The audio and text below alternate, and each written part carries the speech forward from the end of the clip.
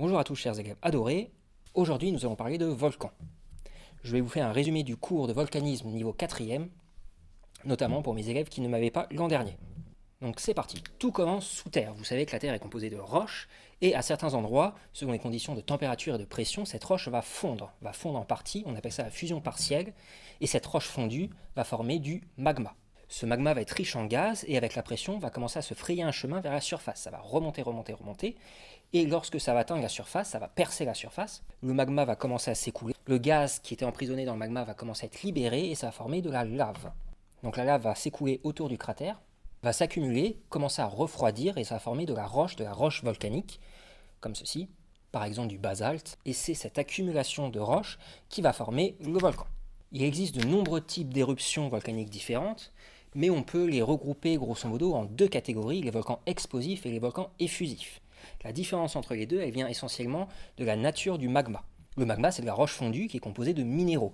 Notamment, le minéraux le plus important qu'on va retrouver dans le magma et donc dans la lave par la suite, c'est la silice. Plus je vais être riche en silice, plus mon magma va être visqueux. Plus il va être pauvre en silice, plus il va être fluide et il va pouvoir s'écouler plus facilement.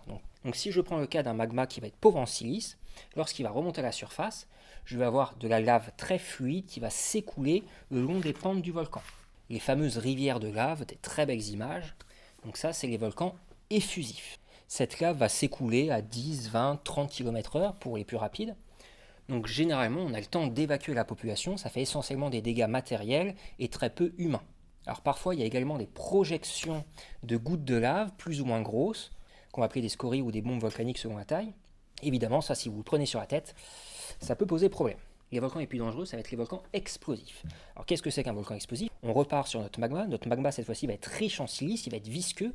Et donc, au lieu de couler le long des flancs du volcan, il va s'accumuler au niveau du cratère et il va former un bouchon. Et donc, le magma, il va être emprisonné à l'intérieur, il ne va pas pouvoir remonter. Et comme il veut remonter avec la pression va augmenter de plus en plus, comme une bouteille de champagne. Et d'un seul coup, pouf, ça va exploser. Le bouchon va être vaporisé et ça va émettre énormément de cendres dans l'atmosphère. Donc ça va faire un panache de cendres qui va se répandre dans l'atmosphère. Ça peut détraquer le climat sur plusieurs années pour les plus grosses éruptions, en empêchant notamment les rayons du soleil de passer. Vous avez une autre conséquence plus directe et tout aussi mortelle qui peut être l'émission de nuées ardentes. Ça va être de la cendre, des gaz, des blocs de roche qui vont s'écouler le long des flancs à très grande vitesse, 200-300 km/h, et à très forte température, jusqu'à 600 degrés.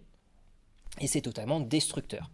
Évidemment, à telle vitesse, c'est beaucoup plus difficile d'évacuer des populations dans ces cas-là, et donc les plus grandes catastrophes liées à des éruptions volcaniques sont liées à des éruptions explosives. Donc voilà un petit peu les bases qu'il faut connaître sur les éruptions volcaniques, sur les volcans. Je ferai une vidéo prochainement qui va expliquer dans quel contexte se forme ce magma. Donc là, ça sera lié à la tectonique des plaques, donc une deuxième vidéo sur la tectonique des plaques, et j'aborderai également les séismes qui sont programmes de la même année.